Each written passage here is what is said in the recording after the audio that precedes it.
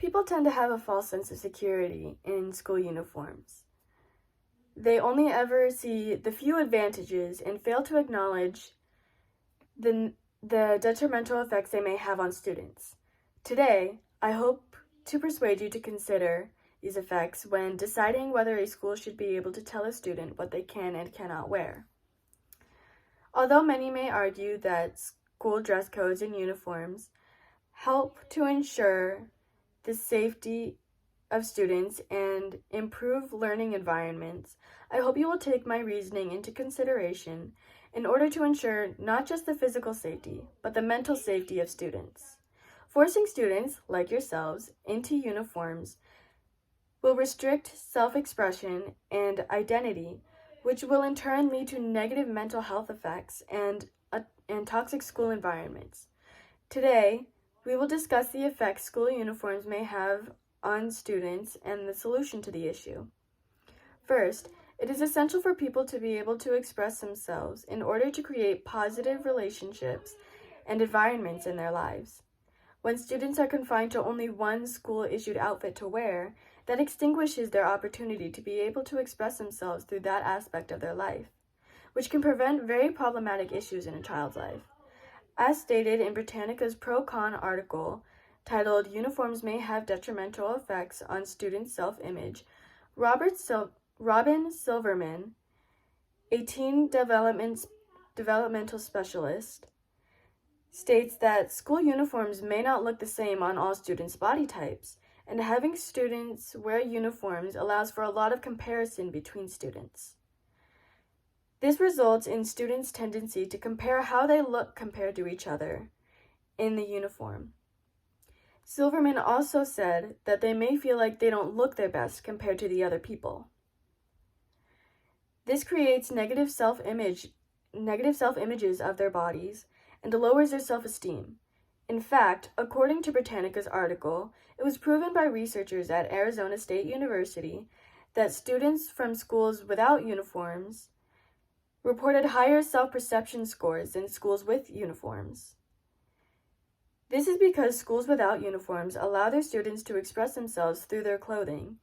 It may not seem like something that will have a lot of effect on someone's life, but according to an article titled "The Power of Self-Expression" from Draw Change, self-expression allows us to understand and process our emotions. It is also stated in an article by Janine Hodge, a teen and child counselor, titled "What is Self-Expression and Why is it so important?" that self-esteem is vitally important to our psychological health, to our psychological well-being. Hodge also states that a lack of self-expression can potentially lead to poor mental health and a lack of healthy connections in a person's life. This is why school uniforms can be so detrimental. By implementing a school uniform rule, schools are taking away their students' sense of individuality, expression, and creativity, according to the National Youth Rights Association article titled "Dress Codes and Uniforms." Negative mental health effects are not the only problems that are shown in students' lives when they are forced to wear uniforms. School uniforms can also be sexist and force gender norms on students. For example, in the American Civil Liberties Union's article titled "4 Things Public Schools Can and Can't Do When It Comes to Dress Codes," schools telling students that what they can and cannot wear can reveal itself to be sexist when it comes to the regulation of what a female student can and cannot wear. The article states that it is because it can reflect the sexist and harmful view that girls' bodies are inherently vulgar or inappropriate, which can play into the negative body image that we talked about. Since schools typically allow girls to wear uniform dresses or skirts and for boys to wear uniform shirts and pants, schools may be considered to have forced gender norms on their students.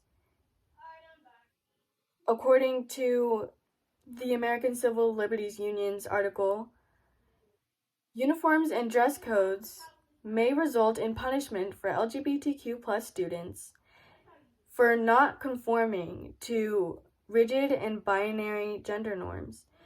This will create toxic school environments for students. Schools should want to avoid these issues in order to be a safe place for students to feel free to be themselves.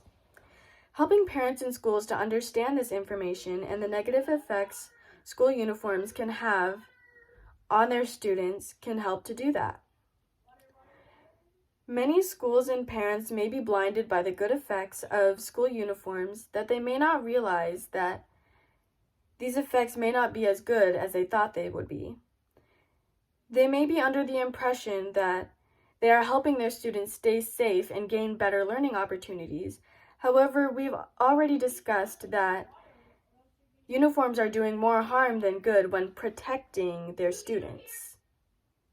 And it was proven in the early childhood longitudinal study that school uniforms had no effect on the behavior of any grade, according to SciTech Daily's article titled, "New Research Shows That School Uniforms Don't Improve Child Behavior."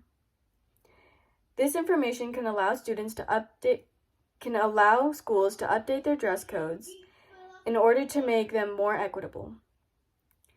This will make them become more aware of things like the problematic usage of words like provocative or revealing in order to unfairly target girls' clothing. As stated by Courtney Maudlin, an assistant professor of educational leadership at Syracuse University. Now that we have discussed school uniforms and the negativity surrounding them, let's recap what we have learned. Today, we discussed that school uniforms can cause negative mental health and negative body images in the students that have to wear them. We also discussed a solution to these issues. I hope that you will take this new information into consideration and join the fight for more equitable uniforms and school dress codes. It will surely make a huge impact on everyone, including yourselves.